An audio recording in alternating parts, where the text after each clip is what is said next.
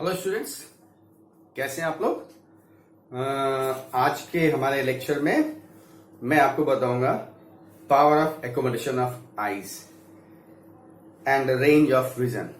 Students, जैसे कि आपको याद होगा, हमारे पिछले लेक्चर में मैंने आपको आई के बारे में बताया था और उसमें बताया था कि our eyes are just like a lens, optical lens.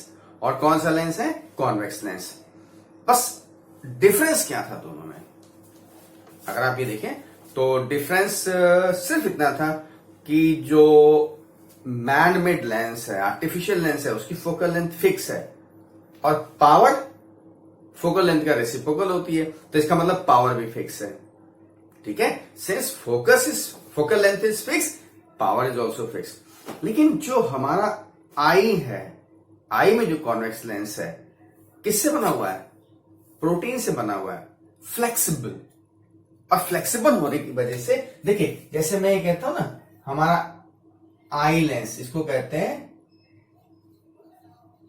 Lens, ये है, तो यही लेंस हमारा ये भी हो सकता है। मतलब यही लेंस चेंज होकर के इस शेप में भी हो सकता है। ये भी है आई लेंस। ठीक है, अब यही लेंस ये कैसे हो जाएगा? क्योंकि फ्लेक्सिबल है, मैं पहले ही बता चुका हूं, स्लेयरी मसल से अटैच है, वो एक्सपेंशन कॉन्ट्रैक्शन सब कुछ पॉसिबल है, तो ये फ्लेक्सिबल हो जाता है। अब ये क्या होता है, क्यों होता है, पहले उसको बाद में समझेंगे, पहले इसको समझते हैं। अब इस लेंस और इस लेंस में अंतर क्या है? देखिए, इस लेंस की अगर हम बात करें तो ये हमारा, इसका कर्वेचर इतना है, यानी रेडियस ऑफ कर्वेचर इतना है, तो फोकल लेंथ ये हो गई, यानी यहां से लेकर के यहां तक फोकल लेंथ हो गई। इसकी बात करूं तो इसका रेडियस ऑफ कर्वेचर कितना होगा? यहां से यहां तक का, तो फोकल लेंथ क्या हो गई? ये हो गई। अब आप अगर देखें तो दोनों में ये थिन लेंस है, थिन लेंस होने की वजह से इसका कर्वेचर ज्यादा है, तो फोकल लेंथ ज्यादा है। और ये थिक लेंस है, थिक लेंस होने की वजह से इसका कर्वेचर कम हो गया, तो इसलिए फोकल लेंथ भी कम हो गई। अब आप जानते ही हैं कि फोकल लेंथ कम होगी तो बेंडिंग पावर ज्यादा होगी, यानी उसकी पावर ज्यादा आ जाएगी। ठीक, ये कौन से है? ये दोनों आई लेंस है। लेकिन अगर हम एक लेंस आपको आर्टिफिशियल लेंस दे दें जिसकी फोकल लेंथ 10 सेंटीमीटर है, तो क्या इसकी फोकल लेंथ चेंज होगी? No, never. This is fix, its focal length is fix and that is of 10 centimetre. There is no change. तो ना फोकल लेंथ चेंज होगी, तो उससे पावर भी नहीं चेंज होगी। तो एक पर्टिकुलर डिस्टेंस पे ही ये फोकस करेगा। लेकिन हमारा जो नेचुरल लेंस है आई के अंदर, जो कि खुद भी कॉन्वेक्स लेंस है, वो क्या करता है? फोकस चेंज कर ले रहा है। अब इसका इफेक्ट क्या होता है? देखिए, मैं देख रहा हूं, पास में मुझे साफ दिखाई दे रहा है। मैं यहां से थोड़ा दूर देखता हूं, स्टार्स को देखता हूं, मून को देखता हूं, बहुत दूर तक देखता हूं, क्लियर देखता हूं। इसका मतलब हमारी आईज जो हैं वो देखने के लिए अपने आप को एडजस्ट कर ले रही हैं।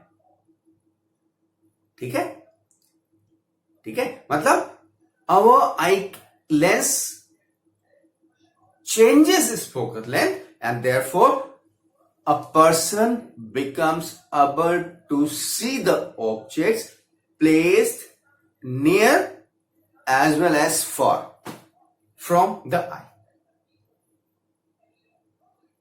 ये क्यों हो रहा है? क्योंकि फोकल लेंथ चेंज कर ले रहा है, यानी पावर चेंज कर ले रहा है। तो this power of the eye to see the object placed near as well as far from the eye is power of accommodation of eye. Right? बात समझ में आ गई? This is the power of accommodation of eye. ठीक है, आप simple words में कह सकते हैं the ability of eye, the power of the eye to see the object place near और far from the eye is power of accommodation of eye, यानी पास में रखी हुई और साथ ही साथ दूर कहीं पे भी रखी हुई ऑब्जेक्ट को देखने की कैपेबिलिटी आईज की कहलाती है पावर ऑफ एकोमोडेशन ऑफ आई। अब मैं इसको आपको डायग्राम से समझाता हूं। देखिए, जैसे मैंने क्या कहा कि दो ले रहा हूं, एक ही ले लिया मैंने, आई है,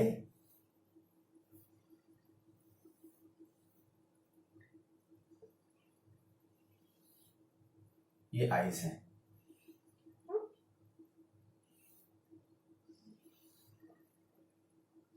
अब लार्ज डिस्टेंस से अगर लाइट आ रही, कोई ऑब्जेक्ट बहुत दूर रखा है तो हमको कैसे दिखाई देता है? देखिए, जब बहुत दूर ऑब्जेक्ट है तो हम आपको पहले ही बता चुके हैं कि लार्ज डिस्टेंस से आने वाली लाइट कैसे हो जाती है? पैरेलल। और वही पास से आने वाली लाइट डाइवर्ज हो जाती है। देखो, है ना, ये डाइवर्ज हो जाती है।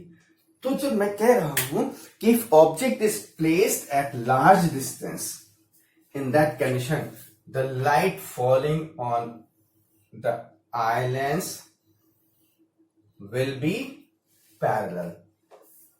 पैरेलल है ना, कहां फॉल कर रही है? कॉन्वेक्स लेंस पे। अच्छा, आईज के बारे में आपने पढ़ा है कि आई में इमेज कहां बनती है? Image is formed at the retina. ये है मेरी रेटिना, ये रेटिना इमेज यहां बनी है। इमेज तब बनेगी जहां दो रिफ्रैक्टेड रेज मीट करेंगी, तो यहां से निकलने के बाद लाइट आ करके यहां इस पे मिल रही है और ये इमेज बन रही है। ठीक है, this is your image. Clear? ये बात समझ में आ गया? ठीक है ना? राइट।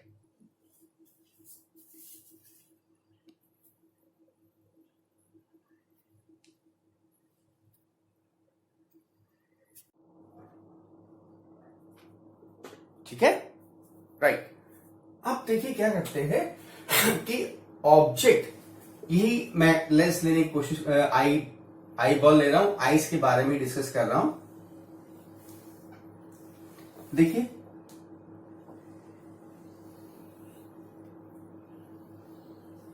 वही आईज है, ऑब्जेक्ट यहां रखा हुआ है। ये तो इनफाइनाइट से, इन्फिनिटी से लाइट आ रही है। कैसी है?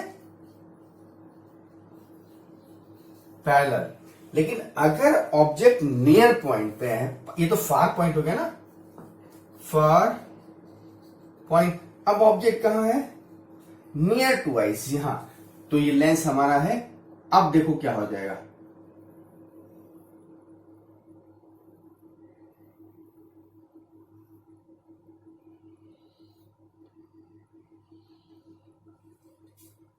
पास के ऑब्जेक्ट को देखना है तो लाइट यहां से फॉल करेगी ऐसे।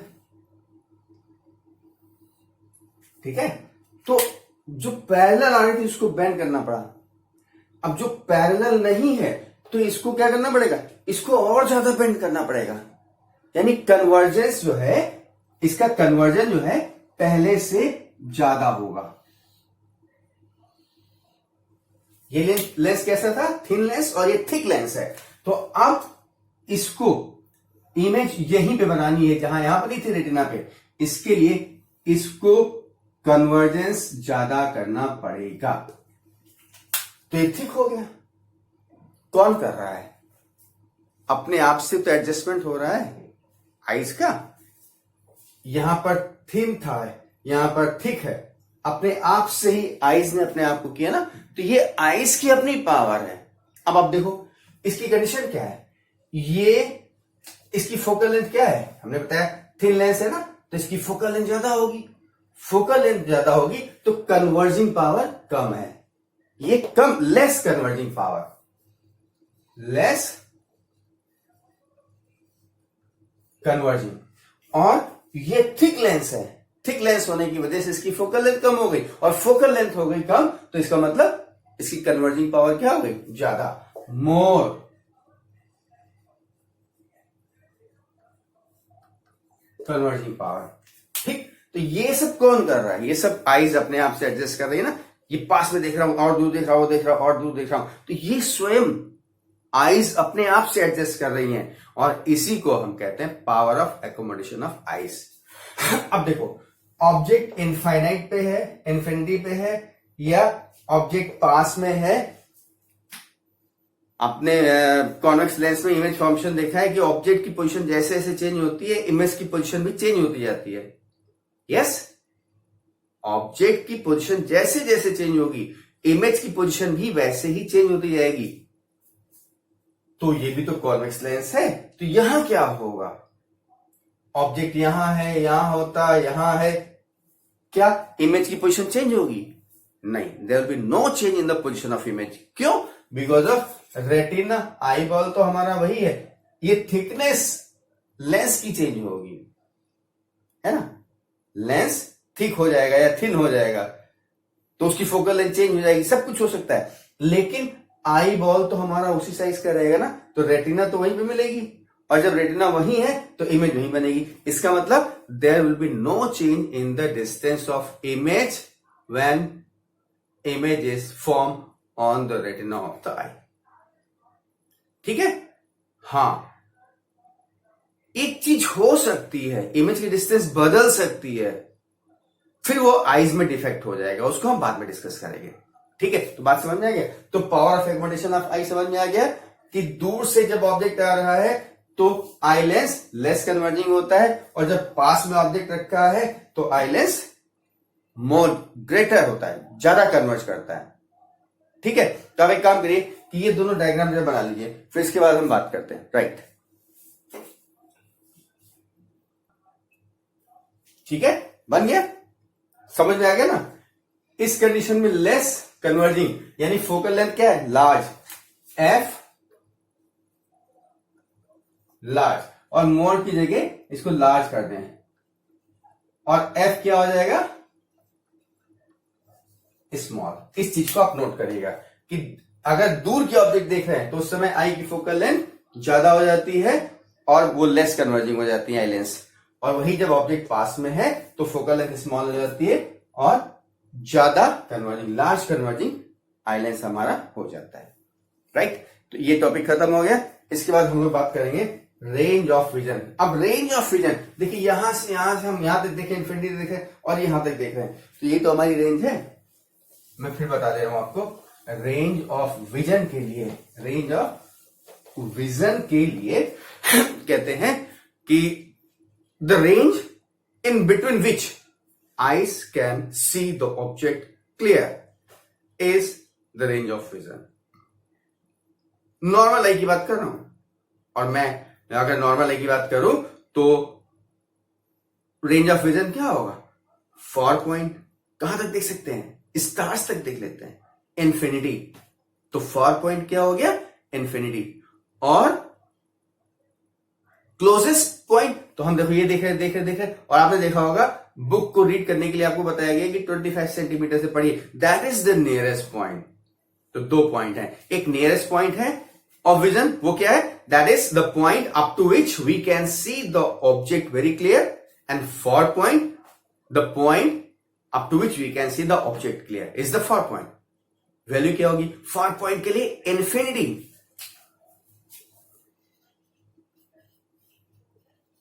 Far point distance infinity, and near point it is 25 centimetre. और इस नियर पॉइंट को हम लोग least distance of distinct vision भी कहते हैं, और इसको हम लोग जहां जरूरत पड़ेगी तो कैपिटल डी से डिनोट करेंगे। 25 centimetre least distance of distinct vision कितना हो गया? This is 25 centimetre. और फार पॉइंट इनफाइनाइट, तो रेंज क्या हो गया? रेंज ऑफ विजन हमारा 25 centimetre to infinity, and for normal eyes yes, this is for the normal eyes. Clear? कोई डाउट किसी को? नहीं? yes, तो अभी आपका ये कंप्लीट हो गया, और मुझे नहीं लगता कि इसमें कोई प्रॉब्लम है। तो ये आपका रेंज ऑफ विजन। अब आप एक चीज देखिए, इसको नोट कर लीजिएगा पॉज करके। मैं कहता हूं कि रेंज ऑफ विजन हो गया, power of accommodation of eyes हो गया। मैं अगर आईज को यहां बना दूं इस तरीके से, आई बॉल को, और ये आई लेंस है, आपको मालूम है कि इमेज हमारी बन रही है यहां पर, रेटिना पर, ठीक है। अगर ये इमेज रेटिना पे न बन के, ये कहां से आ रही है, पैरेलल आ रही है या पॉइंट से आ रही, नो मैटर, मैं सीधे से बता रहा हूं, अगर ये इमेज यहां न बन करके ये रेटिना से पहले मिल जाए तो इमेज रेटिना पे बनेगी? नहीं बनेगी। या दूसरा केस क्या हो सकता है, मैं यही बता दे रहा हूं, या तो ये लाइट इतनी ज्यादा इस तरीके से जाएगी कि ये रेटिना के बाहर मिलेगी, दोनों केस हो रहे हैं। या तो इमेज बिफोर द रेटिना मिल जाए या बियॉन्ड द रेटिना मिले, रेटिना पे नहीं मिलेगी। और इमेज कहां बनती थी, आपने आइज में पढ़ा था कि image is formed at the retina, और जब रेटिना पे इमेज बनेगी तो इलेक्ट्रिकल पल्सेस प्रोड्यूस करेंगे कौन, सेल्स, रॉड्स एंड कोन्स, और वो नर्व सिस्टम से ब्रेन में जाएगा और ब्रेन हमारा रीड कर लेगा। लेकिन अभी क्या हो रहा है, ये ना तो यहां वाली रेटिना पे बन रही, ना यहां वाली रेटिना पे बन रही है। तो इसका मतलब in this condition the image seen to us will be blurred, हमको साफ नहीं दिखाई देगा, ठीक है। तो ये तो डिफेक्ट हो गया ना। अब तक आईज आपने पढ़ा, पावर ऑफ एकोमोडेशन पढ़ा, अब क्या दिखाई दे रहा है कि the condition when the image of object is not form at the retina, either it is just before the retina or beyond the retina. In this condition, object becomes blurred, and this is your defect of eye, right? Now, depending on the condition, the defect of eye is mainly of the two types. One is the myopia, and other one is the hypermetropia. Myopia and hypermetropia. And तीसरा भी है presbyopia. दो तो main है, उन्हीं का combination presbyopia हो जाएगा, ठीक है। तो अब इसमें होगा क्या, एक में हम जैसे रीडिंग की प्रॉब्लम है, पढ़ नहीं पा रहे हैं, तो चश्मा लगा दिया, रीडिंग अब करने लगे, बिना चश्मे के नहीं दिखाई दे रहा, जब स्पेक्टिकल्स लगा लिया तो हम रीड कर ले रहे हैं, यानी we can not see the object place near. दूसरा, हमको दूर का नहीं दिखाई दे रहा साफ, तो चश्मा लगा लिया तो साफ दिखाई दे रहा है, ठीक है। तो दोनों कंडीशंस हैं। तो depending on the problem, the defect of eyes is divided into three parts. One is the myopia, second one is the hypermetropia, and third one is the presbyopia. अब आज मैं यहीं पे खत्म कर रहा हूं। रिमेनिंग तीनों जो तीन क्या मेन है, मायोपिया एंड हाइपरमेट्रोपिया, इनको हम अपने अगले लेक्चर में डिस्कस करेंगे। Thank you, God bless you. Proper notes बनाते जाइएगा वीडियो को पॉज करके, और नोट्स बनाने रटने की जरूरत नहीं है, अगर समझ में आ जाएगा तो आप अपने आप से बता दोगे, लेकिन चीजों को कहीं नोट तो करना पड़ेगा ना, कलेक्ट तो करना पड़ेगा कि दोबारा देखने के लिए, right. Thank you, God bless you.